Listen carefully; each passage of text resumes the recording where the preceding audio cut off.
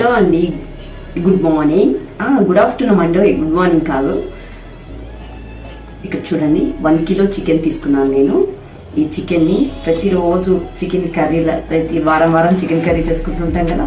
Chicken curry కాకుండా ఇవాళైతే only chicken fry, టమాటా చారు అలా చేసుకున్నాం. చాలా బాగుంటుంది అందులోకి. అలా చికెన్ ఫ్రై అయితే చేద్దాం అనుకుంటున్నాను ఈరోజు. ఎలా చేద్దాం ఏంటి అనేది చూద్దాం రండి మరి. ఓకేనా? ఇప్పుడైతే మనము ఈ నిమ్మ చెక్కను పిండేసుకుందామండి. మొన్న మనం కడిగేసాం కదా, ఇది ఒకసారి చేసినప్పుడు చికెన్లో నిమ్మరసం వేసి కడిగేసాం కదా. ఇప్పుడైతే కడిగేసేది ఏం వద్దండి, ఎందుకనంటే మనం ఇందులో టమాటాలు ఏమి వేయం కాబట్టి, ఫ్రైలా చేస్తాం కాబట్టి ఈ నిమ్మరసమే సరిపోతుంది.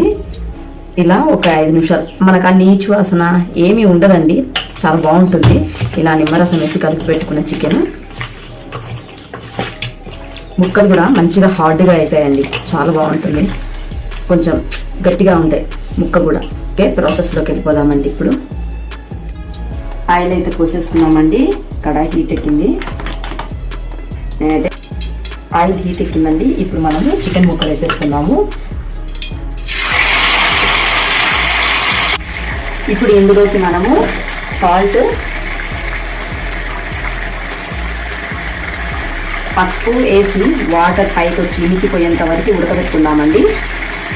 అల్లం పేస్టు అవన్నీ కూడా వేయట్లేదు, బాగా ఉడికి వాటర్ అంతా కొంచెం ఇమికిపోయేంత వరకు ఉడకబెట్టుకోవాలండి ఫ్రైకి కాబట్టి. ఇలా మనం సపరేట్గా వాటర్ వేయాల్సిన అవసరం లేదండి. ఈ వచ్చే వాటర్కి ఈ ఆయిల్కి ముక్క బాగా మగ్గిపోయింది. మనము అంతలోపు మసాలాలు ప్రిపేర్ చేసుకున్నామండి. మనం ఇప్పుడు మసాలా రెడీ చేసుకున్నామండి. ఇలా చూడండి, చెక్క,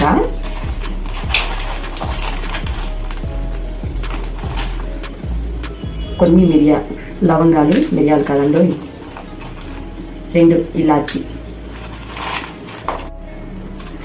కొన్ని మిరియాలండి, మహా అంటే ఇగో ఈ కొంచెం మిరియాలు, ఇవి వేపుకుందామండి మనం. నేను ధనియాల పొడి తర్వాత జీలకర్ర పొడి సపరేట్గా వేపి పెట్టుకున్నానండి, అందుకనే ఇవే వేపుతున్నాను. కొబ్బరి కొంచెం తీసుకున్నాను. మనము మసాలా వేసుకున్నామండి.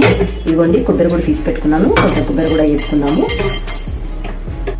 ఇప్పుడు కొబ్బరి కూడా వేసుకున్నామండి.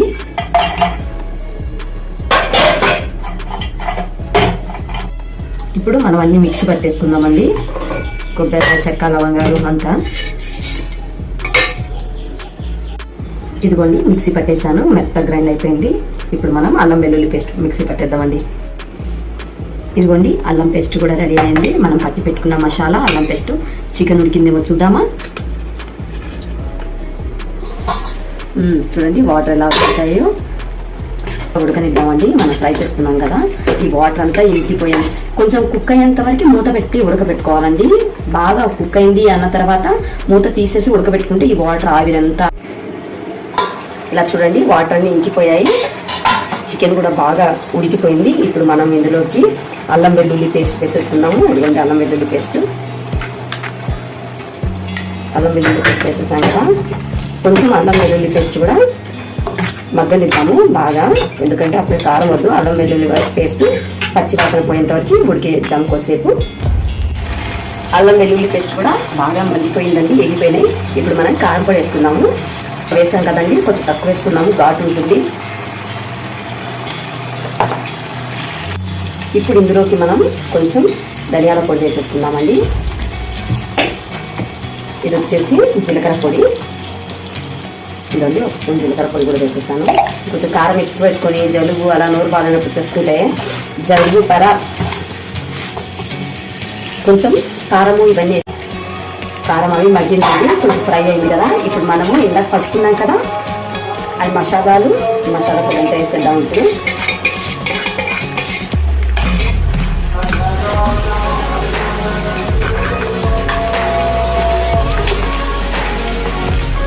టమాటా చారు కానీ, పప్పు చారు కానీ, ఇలా ఏమన్నా చారు చేసినప్పుడు ఇలా ఫ్రై చేసుకొని తింటే ఏమన్నా ఉంటుందా?